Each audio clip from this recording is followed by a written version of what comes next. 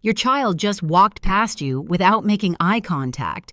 You asked about their day and got a one-word answer. You tried to hug them and they pulled away. You're in the same house, sometimes the same room, but there's a distance between you that feels impossible to bridge. And the terrifying thought keeps creeping in. I'm losing my child.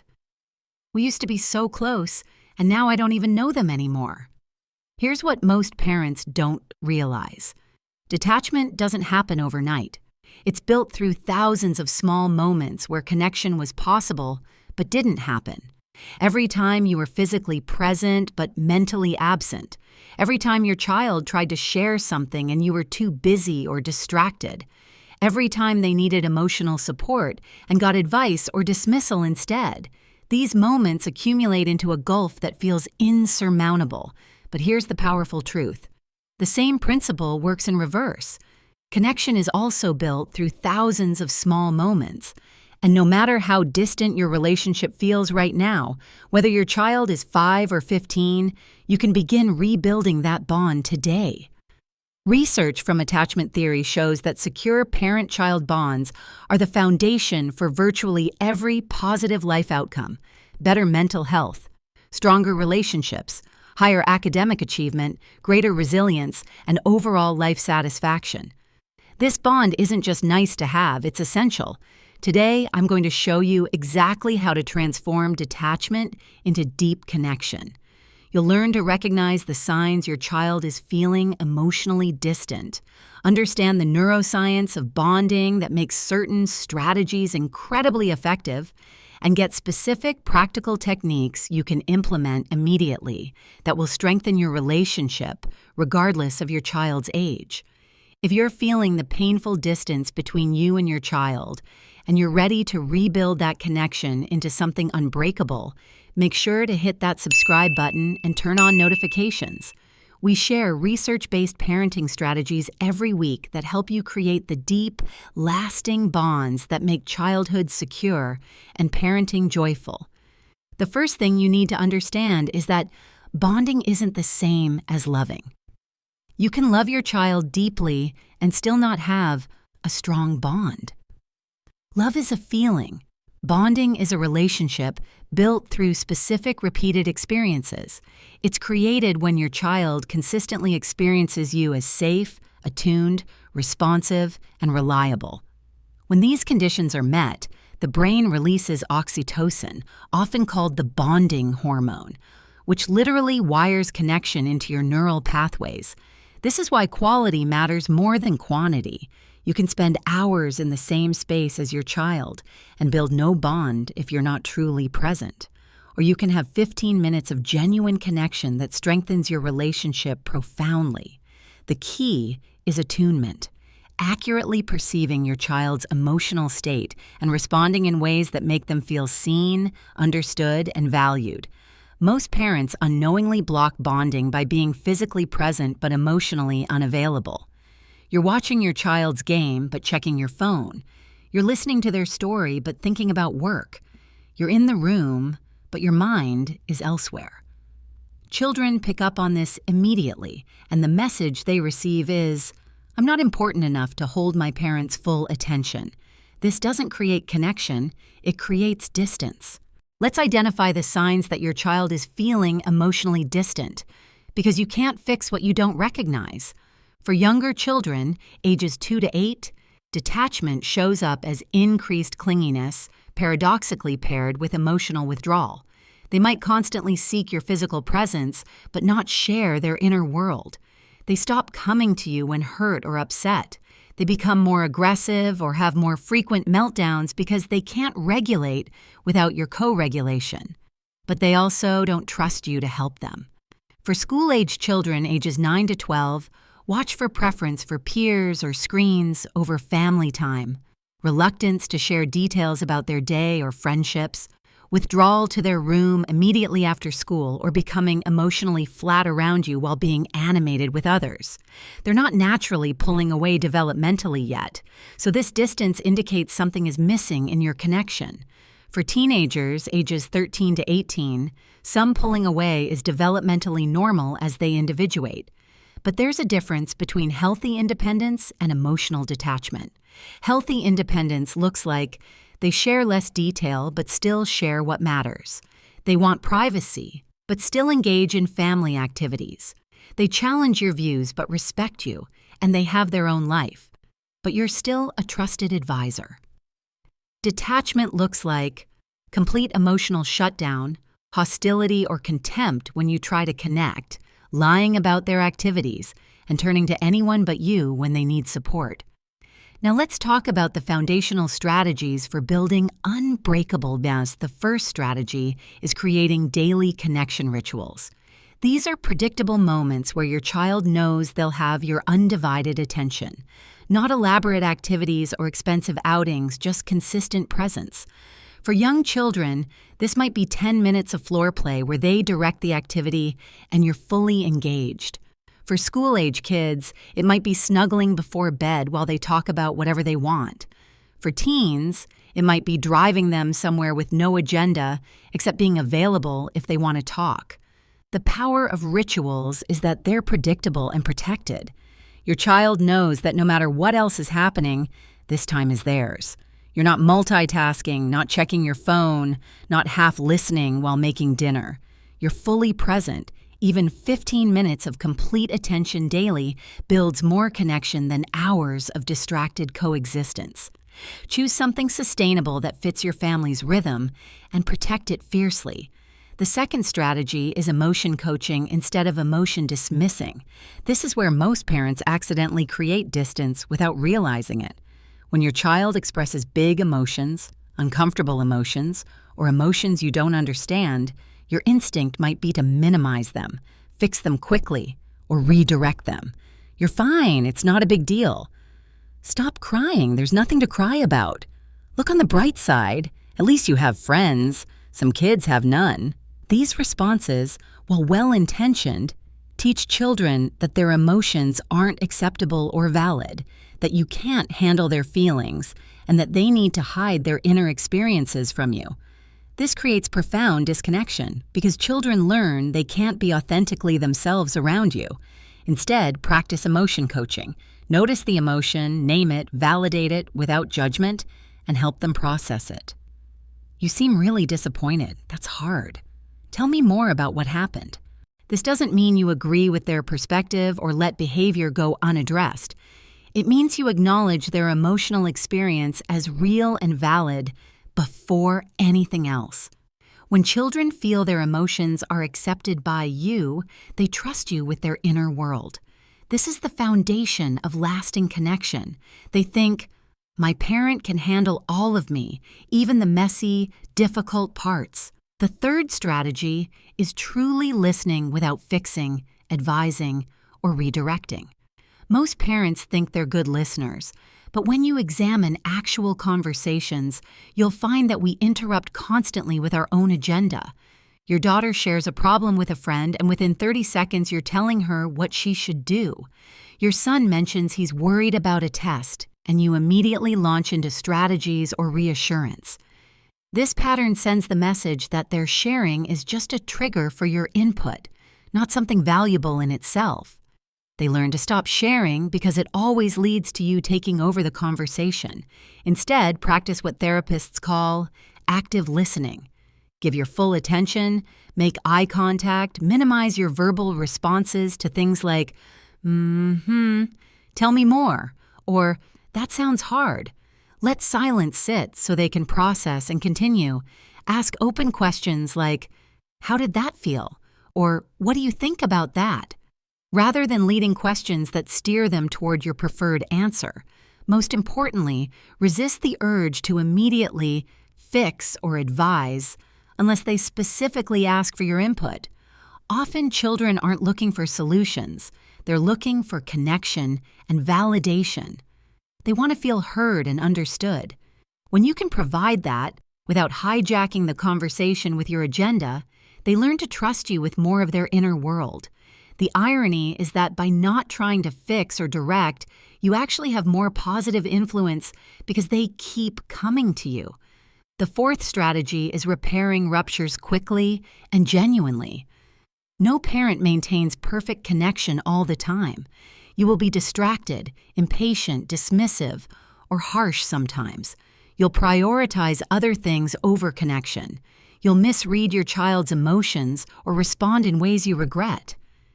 These ruptures are inevitable, but they don't have to damage your bond if you repair them effectively. Repair means acknowledging what happened, taking responsibility for your part, expressing genuine remorse, and reconnecting. I was really short with you this morning when you were trying to tell me about your dream. I was stressed about being late, but you didn't deserve that. I'm sorry. I do want to hear about your dream if you still want to share. This kind of repair is incredibly powerful because it teaches children that relationships can survive conflict, that adults take responsibility for mistakes, and that your love and interest in them is constant even when you mess up.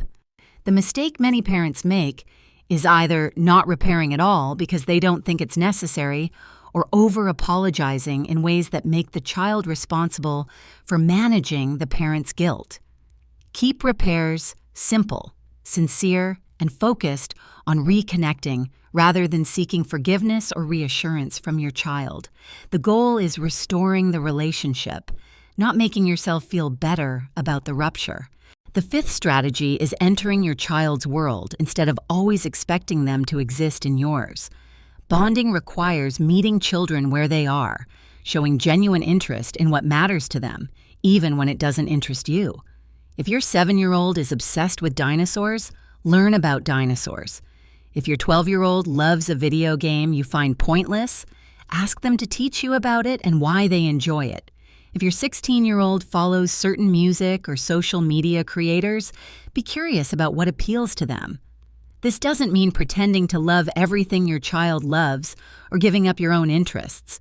It means demonstrating through your attention and curiosity that their world matters to you because they matter to you.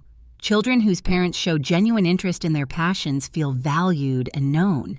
This creates deep connection because your child experiences you as someone who sees them as an individual, not just as a child who needs to fit into your life. The sixth strategy is physical affection appropriate to your child's age and preferences. Touch is powerful for bonding because it releases oxytocin in both the giver and receiver. For young children, this is easy. Hugs, cuddles, holding hands, snuggling before bed. But many parents reduce physical affection as children get older, right when they still need it. School-aged children and teenagers still need physical affection, just delivered differently. Respect their boundaries about public affection and when and how they want touch.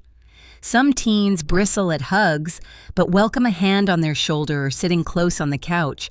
Some want goodnight hugs, but nothing during the day. Pay attention to your child's signals and follow their lead. The key is making sure affection is still part of your relationship in whatever form they're comfortable with, not assuming they've outgrown the need for physical connection. For children who seem to reject all physical affection, this often signals that emotional connection is missing and they've learned not to seek physical comfort.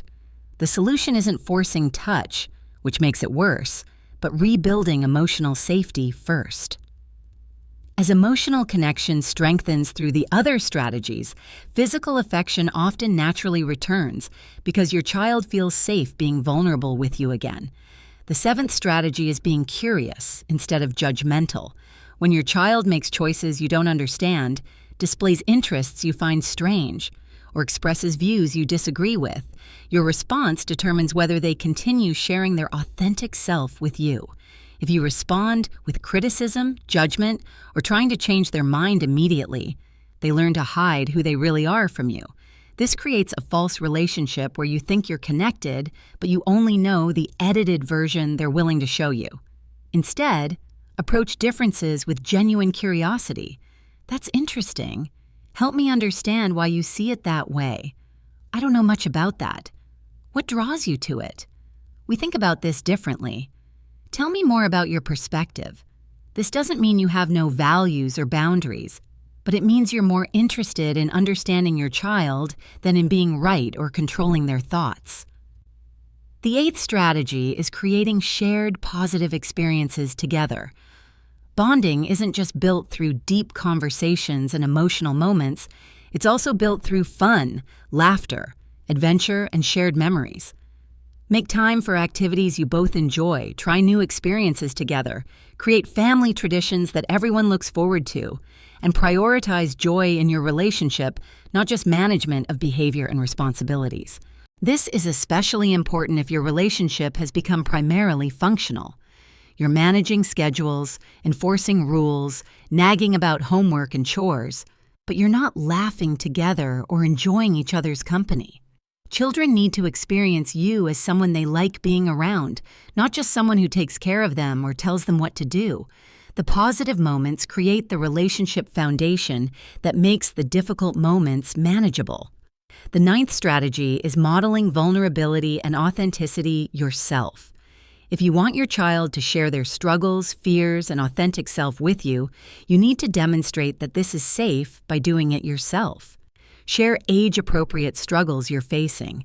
I'm really nervous about this presentation at work. Talk about your feelings. I felt disappointed when that didn't work out the way I hoped. Admit mistakes and uncertainties. I'm not sure what the right answer is here. I'm figuring it out as I go. This doesn't mean using your child as your therapist or burdening them with adult problems they can't handle. It means demonstrating that all humans have struggles, that emotions are normal parts of life, and that being vulnerable doesn't make you weak. When children see parents being authentically human, including imperfect and uncertain, they feel permission to be the same. The 10th strategy is respecting your child's individuality, even when it's different from what you expected or wanted. Many parents unknowingly create distance by having a vision of who their child should be that doesn't match who their child actually is. The athletic parent disappointed by the artistic child. The extroverted parent frustrated by the introverted child. The parent who wanted a doctor or lawyer but has a child passionate about music or social work. When children feel they're a disappointment or that they need to be someone different to be fully accepted, connection suffers profoundly. They either try to mold themselves into your vision and lose their authentic self, creating distance through pretense, or they rebel against your expectations, creating distance through conflict. True bonding requires accepting and celebrating who your child actually is, not who you wish they were.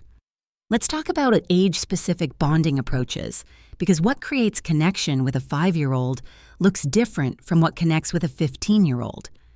For young children, ages 2 to 7, bonding happens primarily through play, physical affection, and consistent responsiveness to their needs. Get on the floor and enter their imaginative worlds. Follow their lead in play rather than directing it. Respond warmly when they seek comfort or attention. Establish predictable routines that create security. Young children bond through experiencing you as safe, fun, and reliably available. They're not looking for deep conversations or advice. They're looking for presence and delight.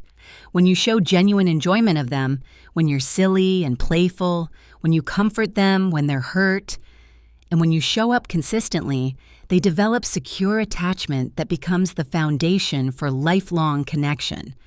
For school-age children ages 8 to 12, bonding starts requiring more emotional attunement as their inner worlds become more complex.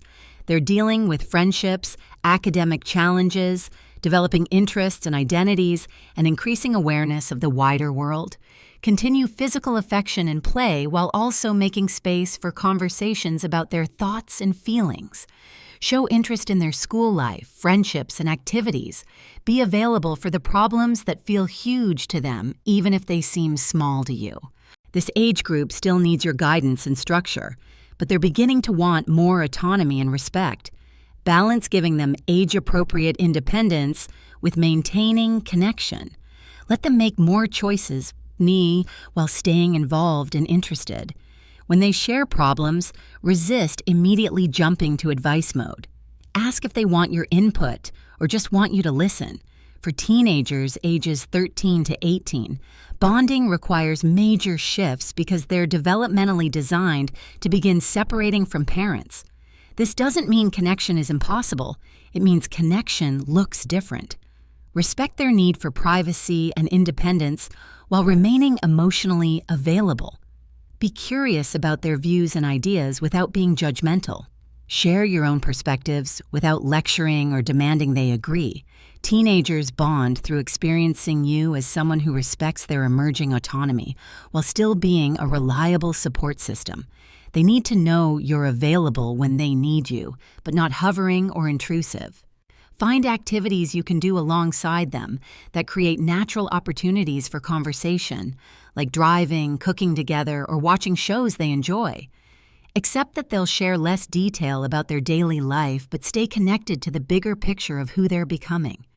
If you're realizing that distance has grown between you and your child, and you're ready to rebuild that connection into something deep and lasting, make sure to hit that subscribe button and turn on notifications. We share evidence-based parenting strategies every week that help you create secure, joyful relationships with your children at every age. Now let's address what to do if your bond is already significantly damaged. Maybe you've been emotionally unavailable due to depression, work stress, or personal struggles. Maybe there's been divorce, remarriage, or other major family changes. Maybe your parenting approach has been harsh or controlling and your child has learned not to trust you. The good news is that bonds can be repaired at any age, but it requires sustained, consistent effort. Start by acknowledging the distance directly if your child is old enough to understand. I realize we haven't been as close as I wish we were. I know that's largely my responsibility, and I want to work on changing that. I'm hoping we can rebuild our connection. Then demonstrate through actions, not just words, that you're committed to change.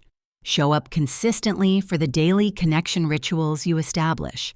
Practice the strategies we've discussed without expecting immediate results. Understand that your child might test whether this change is real or temporary.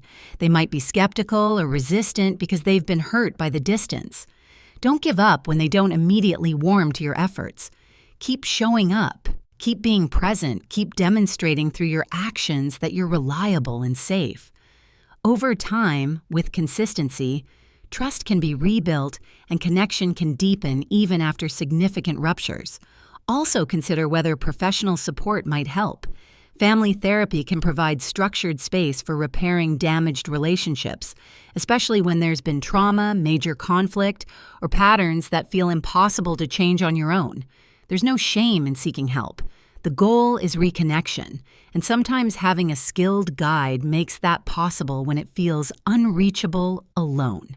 As we wrap up, I want to address the biggest obstacle most parents face in building deep bonds: the pace and pressure of modern life. Between work demands, household responsibilities, managing schedules, and everything else competing for your attention, truly being present with your child feels nearly impossible. But here's the truth. If you don't intentionally prioritize connection, it simply won't happen. Life will fill every moment with urgent tasks that crowd out what's most important. This means you have to make hard choices about what matters most. Maybe the house isn't as clean as you'd like because you spent that time playing with your 6-year-old. Maybe you turned down some work opportunities because you've committed to being home for dinner most nights. Maybe you say no to some of your own activities to protect time for connecting with your teenager. These trade-offs are real and they're necessary. Years from now, you won't regret the professional opportunity you passed up or the spotless house you didn't have. But you might deeply regret missing the chance to truly know your child. Another common obstacle is that parents wait for the right moment or the perfect conversation to build connection. They think bonding requires elaborate outings, deep heart-to-hearts, or crisis moments where their child needs them. But bonds are built in the small, ordinary moments: the 2 minutes of morning snuggle, the brief conversation in the car, the shared laugh over dinner, the goodnight routine. These accumulate into profound connection over time. Don't underestimate the power of consistent small moments. 15 minutes of genuinely focused attention daily creates stronger bonds than occasional big gestures. Your child isn't keeping score of how much money you spent or how elaborate the activity was. They're tracking whether you're consistently, reliably present in their daily life, whether you see them, hear them, and value them in the ordinary moments, not just the special occasions.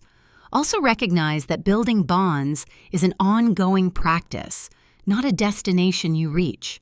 Your relationship with your child will evolve as they grow, and what creates connection will need to adapt. The toddler who wanted constant physical closeness becomes the teenager who needs more space, but still needs to know you're available.